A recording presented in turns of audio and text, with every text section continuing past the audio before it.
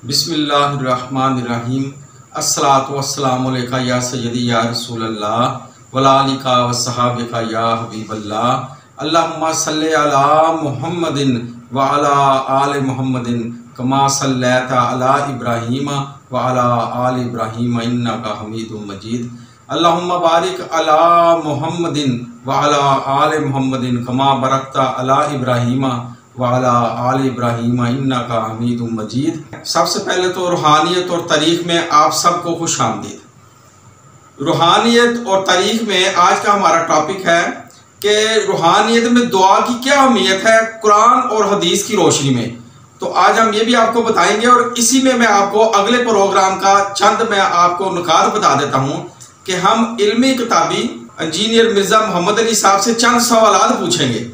وہ سوالات کے ان کو جواب دینے چاہیے، اور کیونکہ وہ کہتے ہیں کہ اختلاف تو بندہ کر سکتا ہے، تو اختلاف تو ہو سکتا ہے، تو ہمیں جو آپ سے اختلاف ہے آپ کے الفاظ کے چناؤ کے بارے میں آپ سے 5 اور 6 سوال پوچھوں گا۔ دوسرا، میں اہل سنت والے سب لوگوں سے یہ کہتا ہوں، اہل حدیث سے، اپنا تبلیغی جماعت سے، اپنا مولانا مودودی صاحب کے پیروکاروں سے، اور جامعہ اشرفیہ کے پیروکاروں سے، اور سب لوگوں سے میں یہ کہتا ہوں کہ آپ میرا پروگرام سنا کریں اور مجھے گائیڈ کریں کہ علمی کتابی جو مسلمان، تو یہ ان سے میں کیسے ان کو ہم جو ہے الفاظ کا چناؤ بہتر کرا سکتے ہیں۔ تو یہ آپ انجینئر صاحب اختلافات کی تو آپ نے اجازت دی ہے، تو مجھے یہ امید ہے کہ آپ اس کے جوابات بھی ضرور دیں گے۔ تو جی حافظ اقبال صاحب، آپ پلیز ذرا یہ بتائیں کہ قرآن و سنت کی روشنی میں روحانیت میں دعا کی کیا اہمیت ہے، ذرا پلیز ذرا بریفلی بتائیں۔ جی جناب، بسم اللہ جی، شروع کریں جی حافظ اقبال صاحب۔ جی سر۔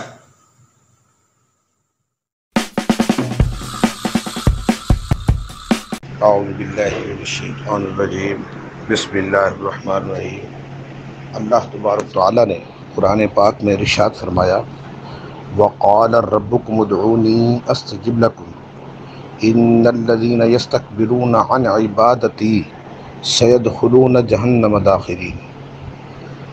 حضرت نعمان بن بشیر رضی اللہ تعالیٰ عنہ سے روایت ہے کہ رسول اللہ صلی اللہ علیہ وسلم نے فرمایا، الدعاء هو العبادہ، دعا ہی عبادت ہے۔ پھر آپ صلی اللہ علیہ وسلم نے یہ مذکورہ آیت پڑھی، وقال ربکم ادعونی استجب لکم، تمہارے پروردگار نے کہا ہے کہ مجھے پکارو، استجب لکم، میں تمہاری دعائیں قبول کرتا ہوں۔ ان الذین یستکبرون عن عبادتی، بے شک جو لوگ تکبر کی بنا پر میری عبادت سے منہ موڑتے ہیں، سیدخلون جہنم داخرین، وہ ذلیل ہو کر جہنم میں داخل ہوں گے۔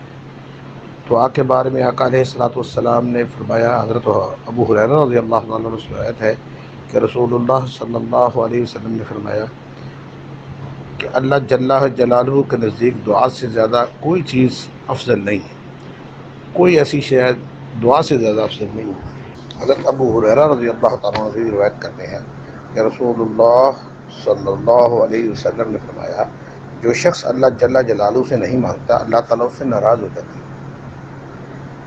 اب ان احادیث کی روشنی میں اور مذکورہ آیت کی روشنی میں دعا کی فضیلت کو بیان کیا گیا ہے کہ دعا ہی اصل عبادت ہے، بلکہ تمام عبادات کا مغز اور خلاصہ ہے، یعنی الدعاء مخ العبادہ، کیونکہ دعا میں انسان اللہ جل جلالہ کے سامنے اپنی بے کسی، بے بسی اور عجز و انکسار کا اظہار کرتا ہے۔ تو اعضاء کی یہ ادا اللہ کو بہت پسند ہے۔ جو شخص جس قدر زیادہ مانگتا ہے اللہ تعالیٰ سے، اللہ تعالیٰ اتنے ہی زیادہ خوش ہوتے ہیں، اور جو اللہ سے نہیں مانگتا، رو گردانی اور اعراض کرتا ہے، تو اللہ تعالیٰ اس سے ناراض ہو جاتا ہے۔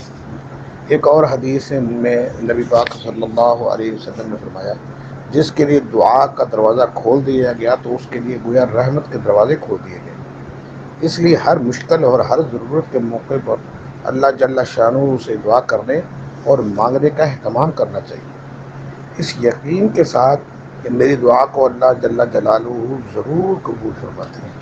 اسی طرح حضرت جابر رضی اللہ عنہ فرماتے ہیں کہ میں نے رسول اللہ صلی اللہ علیہ وسلم کو یہ فرماتے ہوئے سنا کہ جب کوئی شخص کوئی دعا کرتا ہے تو ضرور اللہ تعالیٰ اسے یا تو وہی چیز عطا کر دیتے ہیں جو اس نے مانگی ہے، یا اس دعا کے برابر اس سے کسی برائی کو دور کر دیتے ہیں جب تک کہ وہ کسی گناہ یا رشتے کو توڑنے کی دعا نہ کر دے۔ اسی طرح حضرت ابو ہریرہ رضی اللہ تعالیٰ عنہ کہتے ہیں کہ رسول اللہ صلی اللہ علیہ وسلم نے فرمایا، جس کو یہ بات اچھی لگتی ہے کہ اللہ تعالیٰ سختیوں اور غم کے وقت بھی اس کی دعا کو قبول کرے، تو پھر اس کو چاہیے کہ وہ خوشحالی کے زمانے میں اللہ تبارک تعالیٰ سے کثرت سے مانگا کرے۔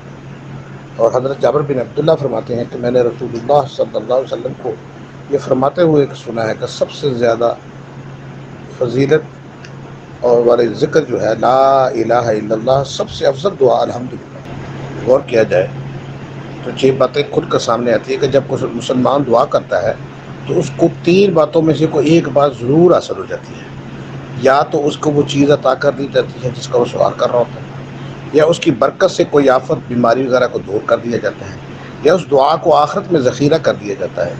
لیکن دعا کی قبولیت کے لیے چند شرائط کا پایا جانا بھی ضروری ہے، جن کی تفصیل یہ ہے کہ پوری توجہ، اخلاص اور دل جمعی سے دعا کی جائے، اس یقین کے ساتھ دعا کی جائے کہ اللہ تعالیٰ میری دعا کو قبول فرماتے ہیں، اور دعا میں کوئی گناہ کی بات نہ ہو، نہ رشتے توڑنے کی کوئی دعا ہو۔ اس آدمی کا کھانا پینا رزق حلال سے ہو، اگر حرام سے کھانا پینا ہو تو دعا قبول نہ ہوگی۔ دعا کی قبولیت میں جلد بازی نہ کرے، جب اللہ چاہیں گے تو اس کے اثرات ظاہر فرما دیں گے۔ ان شرائط و آداب کا لحاظ کیا جائے تو اللہ تعالیٰ ایک مسلمان کی دعا کو ضرور قبول فرماتے ہیں۔ اسی طرح جب خوشحالی کے زمانے میں جب انسان کی صحت، تندرستی، فرصت اور فراغت، عافیت اور سکون ہو تو اس وقت اللہ جل جلالہ کی خوب عبادت کرنی چاہیے۔ اس موقع پر دعا کا بھی اہتمام کیا جائے تو مشکلات اور مصائب کے وقت اللہ تبارک تعالیٰ دعا کو ضرور قبول کر لیتے ہیں۔ ہر موقع کی دعا اللہ تعالیٰ کے نبی نے ہمیں بتائی، یہاں تک کہ بیت الخلاء میں جانے کی دعا اور باہر سے آنے کی دعا، ہر وقت ہر موقع کی دعا اللہ تعالیٰ کے نبی نے ہمیں بتا دی، اور بہت ساری حاجات جو ہے اللہ تعالیٰ دعاؤں سے پوری فرما دیتے ہیں۔ اور پھر سب سے پہلے جب انسان دعا کرتا تو پھر اپنے لیے دعا کرے، پھر دوسروں کے لیے دعا کرے، کیونکہ خود کو چھوڑ کر دوسروں کے لیے دعا کرنا، اس میں ایک گناہ اعراض اور دعا سے بے رخی کا بھی ابہام ہوتا ہے، جو کہ درست نہیں ہے۔ ہاں، علامہ حافظ ابن حجر رحمۃ اللہ علیہ نے اس حدیث کے پاس ایسی روایت ذکر کی ہے جن میں نبی کریم صلی اللہ علیہ وسلم نے صرف دوسروں کے لیے دعا کی ہے، اپنا ذکر نہیں کیا۔ اس سے معلوم ہوا کہ اگر کبھی کسی کا تذکرہ آ جائے یا کسی نے آپ پر کوئی احسان کیا ہو تو ایسے موقع پر اپنا ذکر کیے بغیر متعلقہ آدمی کے لیے دعا کی جا سکتی ہے۔